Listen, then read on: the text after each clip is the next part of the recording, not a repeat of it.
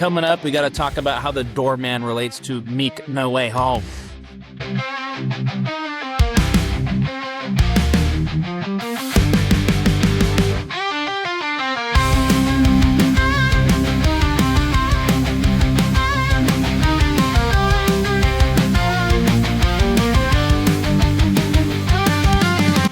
Hello, everyone, and welcome to the Illuminati Takeover of the Sacred Rewatch. My name is Ethan Brawson, and this is where we are rewatching every project in the MCU in chronological order, leading up to the big one, Meek Brand New Day.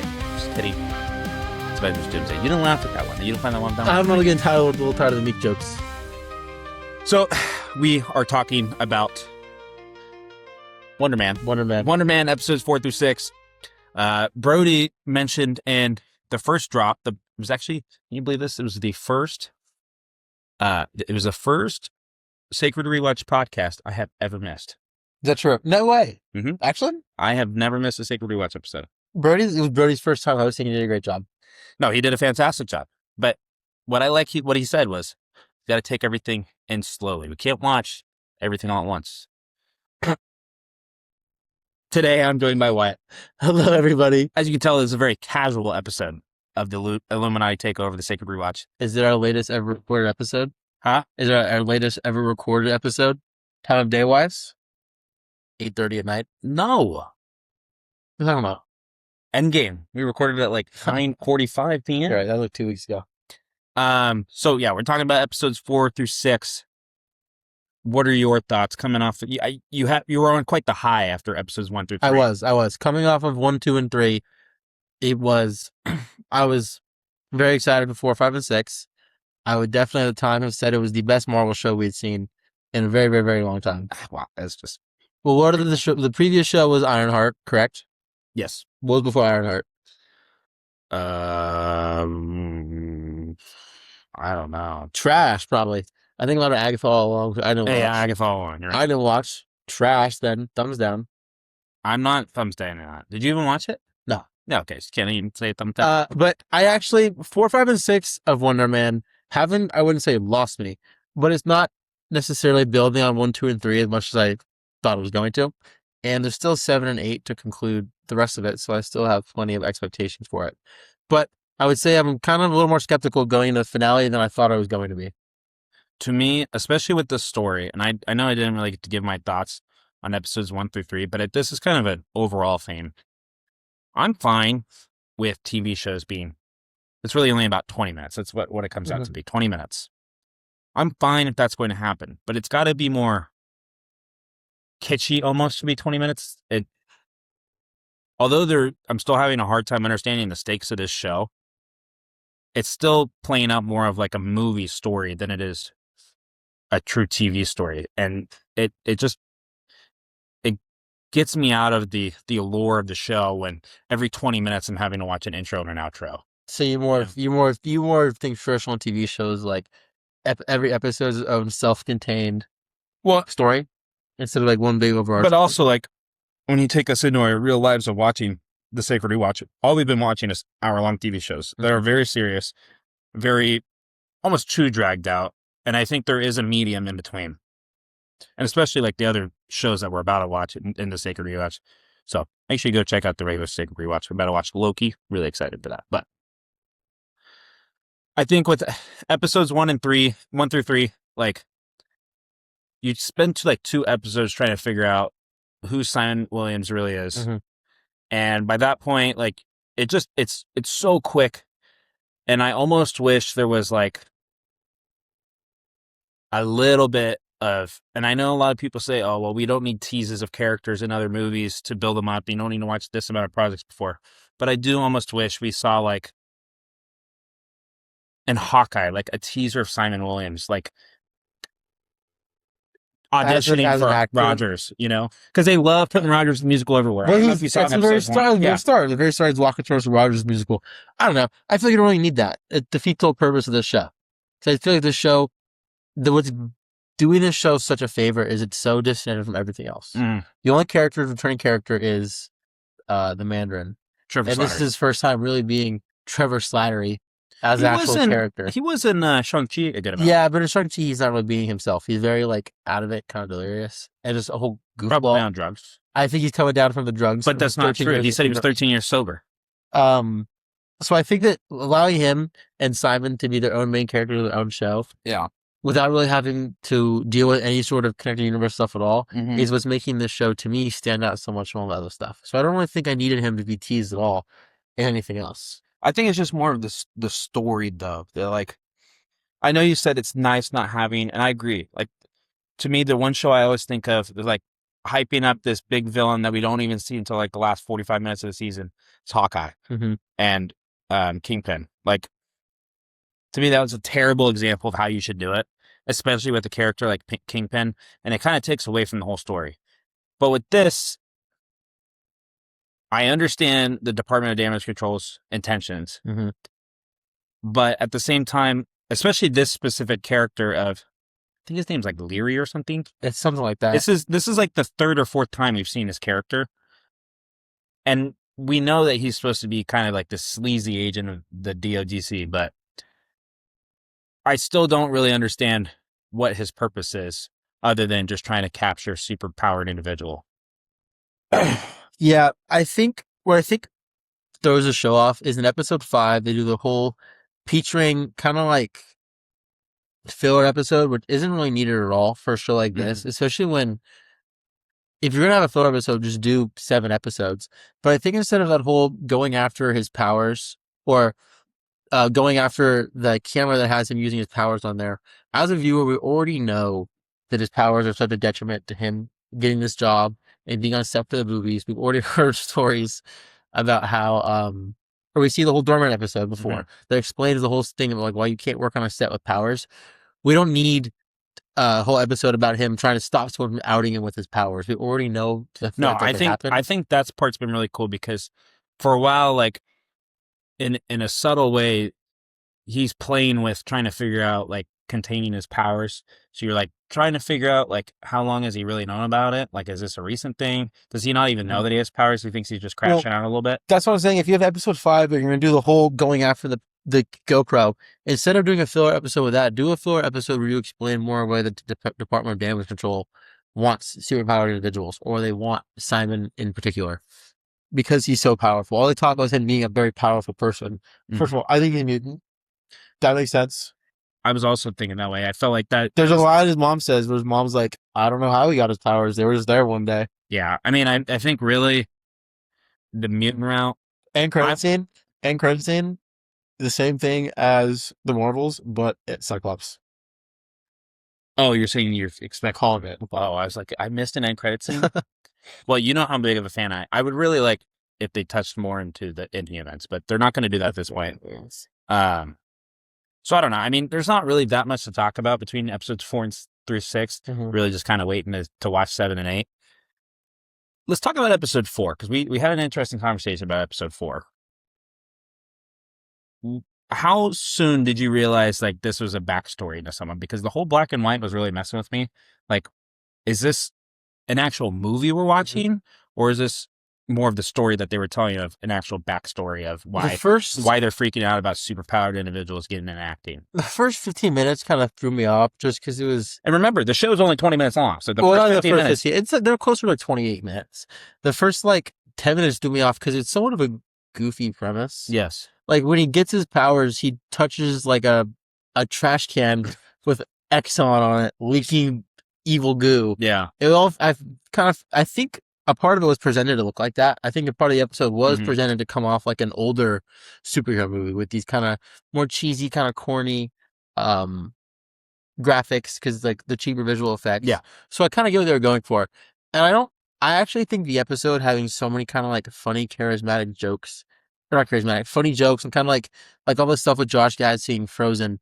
Usually Marvel, I would rag on them for stuff like this. It was pretty funny. But I also feel like it's very earned because I also feel like episodes 1, 2, and 3, there really isn't much Marvel's traditional kind of like joking and slapstick comedy and the sort of like poorly timed dad jokes and stuff like that. That when you get to episode 4, it comes back to kind of how I'm feeling how it used to feel in the older movies, where it was much more charming and lighthearted to kind of take away from what we had just watched before that. So I thought it was very well earned, the kind of like joking and the funniness. And I actually thought that was one of my favorite episodes so far. I So liked it better than episode 5 for sure.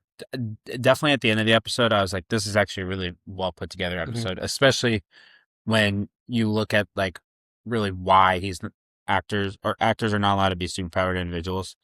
Because when I can't remember his name, but it's not besides the Doorman, which I do think is hilarious, like superhero. I also think it's a great name. And then like all the commercials he's doing, that was really funny. But why do you think? Because I feel like this is like a nice comparison. Why does Josh Gad work as that gag, but Megan Thee Stallion doesn't work in She-Hulk? They're very much the same thing when you look at it on paper. Yeah. I kind of forgot Megan Thee Stallion was in She-Hulk. I forgot about that. She is a confirmed MCU character. Well, I also think it's the difference in the way they use the characters, you know? How is it different? I don't really remember actually using Shield, but Josh Gad is rapping Frozen. Yes. But Josh Gad is also being used as very much a comedic sort of like poking fun at Hollywood A-list actors, because you think of Olaf, the laughing snowman who sings about melting, and then he's actually like a kind of a jackass skipping to the front of the line, partying at clubs, and then doing these movies. So I think that's where it's kind of like, that's where the joke's coming from. You think Josh Gad is like that in real life? He's a Disney lifer. I would say he's in the Disney Hall of Fame. He made the Disney Hall of Fame a couple It's really years not ago. that hard of a list to get into, by the way, but that's a story. Can we get in it? We could easily get Got him. I like that. I don't know. I think that Josh Gad. Oprah's in the Hall of Fame. They're really For not that big. Disney? Yes. What should she do? Oprah. Is Ellen in it? Oh, I'm sure Ellen's in it. Really? Well, probably before all the stuff that came out about her. I'm going to look that up, though, after this. I don't know. You have to explain the Megan Thee Stallion stuff to me because I don't remember it at all. But it's quite literally like a gag. It's just them working together. Okay, so it's like she's looking for lawyer services, and then there's an end credit scene of them having the song "Body" by Megan Thee Stallion. I vaguely remember that. Okay, see, the Josh Gad stuff is working as sort of like a poking fun at big Hollywood and how actors work and how like these giant, and like the movie they're doing is, what's it called? Oh, I don't know. It's a stupid name. And then the episode shows like the Doorman doing these dumb commercials, which what do we see celebrities do at the back end of their career? We see them doing Capital One commercials and Farmers and Merchants commercials and stuff like that. And then what do? They remake the same movie they did 20 years ago as washed up celebrities. So I think the Josh Gad joke is much more of a narrative for the whole episode, you know? Yeah. So I think it works a little better than Megan Thee Stallion twerk off they have in the episode. So, I kind of want to know what happened to Josh Gad. Like, he goes inside of him and then he never comes out. Have you seen Into the Spider-Verse? Cross the Spider-Verse? Yeah. I see a lot of people on TikTok talking like comparing this guy to the Spot. Like, is he the MCU's version of the Spot?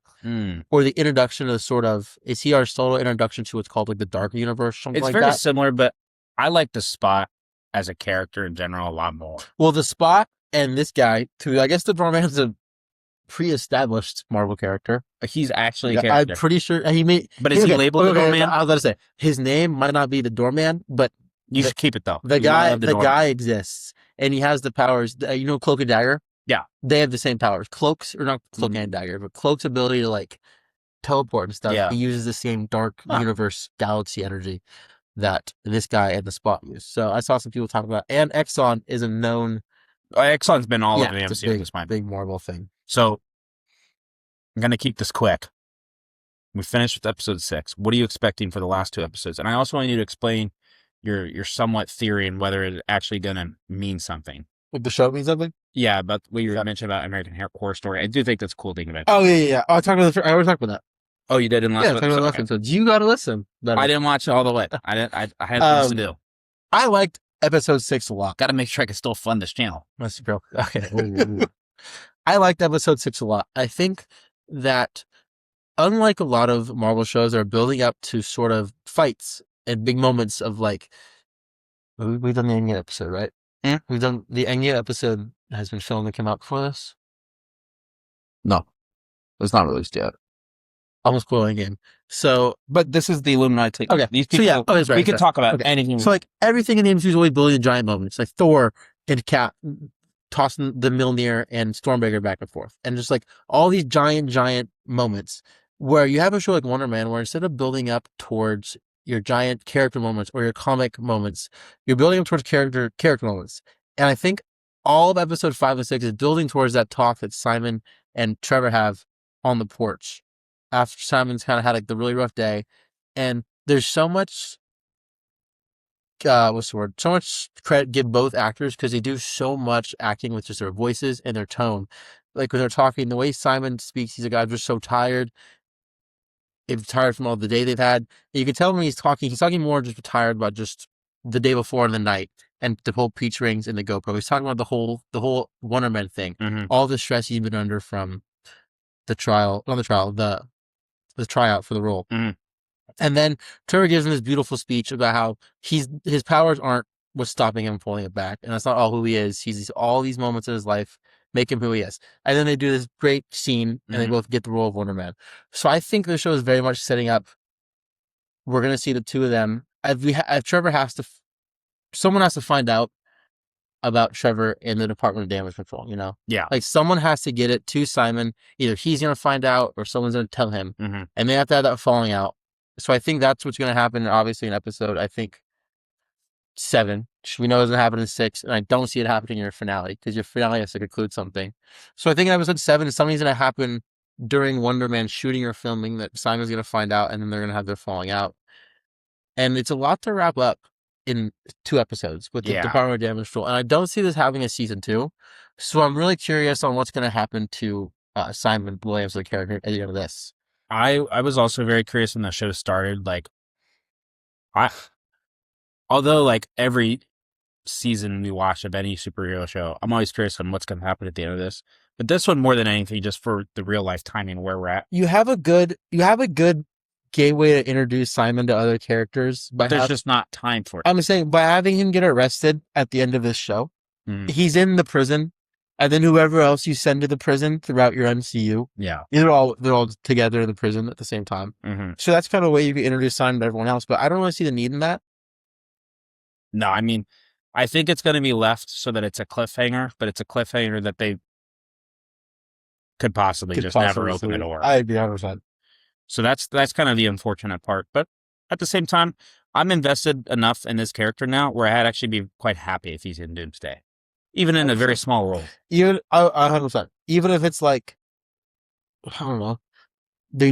Well, he's simply just a superpowered individual. Yes. Yeah. I just want to see some sort of applause for him. That's really all I'm looking for. I agree. And I don't know if Marvel knew the show was going to get the success it's getting.